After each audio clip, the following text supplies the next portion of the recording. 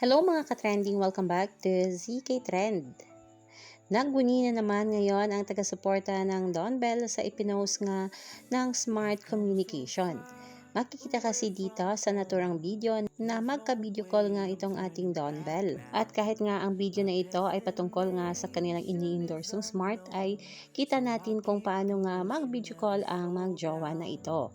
At talaga namang marami ang kinilig sa pormahan nga dito ng Don Bell at sa linyahan nga ng dalawa.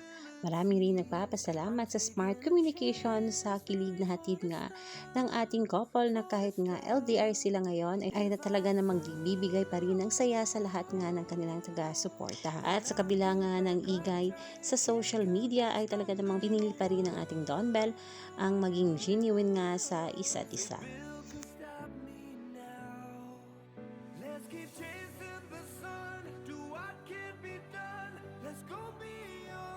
Hi! You called? Hola! Just wanted to say hi. Tignan mo yung location namin.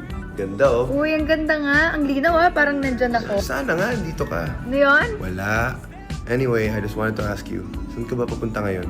Buti naabutan pa kita.